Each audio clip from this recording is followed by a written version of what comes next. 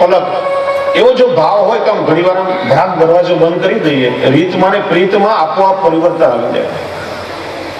એટલા માટે જ મેં કહ્યું કે કોઈ વસ્તુ મૂકતા કે લાવતા લઈ જતા નથી, આપણે પધરાવીએ છીએ. કારણ કે સેવાનું તમામ સાહિત્ય અલૌકિક ભક્તોના ભાવથી આવે છે. તો આ પ્રકારે સ્વરૂપ ભાવના, લીલા ભાવના અને ભાવ ભાવના દ્વારા ભાવ ભાવન કરવું એમ શરીરાય ચરણ આપણને આજ્ઞા કરે છે.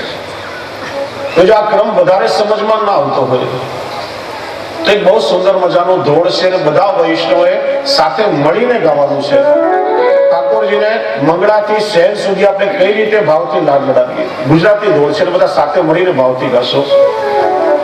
એવું સુંદર છે કે તમે નિત્ય પ્રભુની સન્મુખ ગાશો ને તો પણ ઠાકોરજીની લીલામાં તમારું મન પરોવાઈ જશે. તો દરેક વૈષ્ણવ તાળી વગાડી. જો બીજી એક વાત કહું, 2 દિવસથી મેં સમજાવ્યું કે આપણે ત્યાં દરેક ક્રિયાઓ વિજ્ઞાન સાથે જોડાયેલી છે.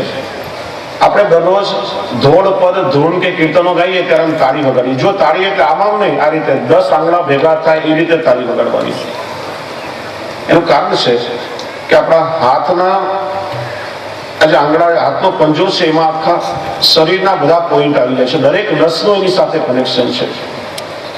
એક્યુપ્રેશર પદ્ધતિમાં હાથના આંગળા અને પગને જુદા જુદા પોઈન્ટ પર પ્રેશર આપી અને રોગનો ઉપચાર થાય છે. બહુ વૈજ્ઞાનિક પ્રક્રિયા છે. દરરોજ અડધો કલાક સુધી કોઈ પણ એક ધૂન કે કીર્તન સામે વગાડી અને આ રીતે તમે જોર જોરથી તાળી વગાડો, 6 મહિના પછી તમારો બ્લડ પ્રેશર, ડાયાબિટીસ આ બધું નિર્મૂળ થઈ ગયું હશે. દરેક રોગનો ઉપચાર એનાથી સ્વયં થઈ જાય છે. એટલા માટે સત્સંગમાં, કીર્તનમાં આપણે તાળી વગાડીએ છીએ. નિષ્ક્રિય થઈને બેસી નહીં રહેવાનું. આ રીતે તાળી વગાડશો ને તો અઠવાડિયામાં તમને ઘણો બધો એનો ફાયદો દેખાશે. તાળી વગાડીને બધા વૈષ્ણવ સાથે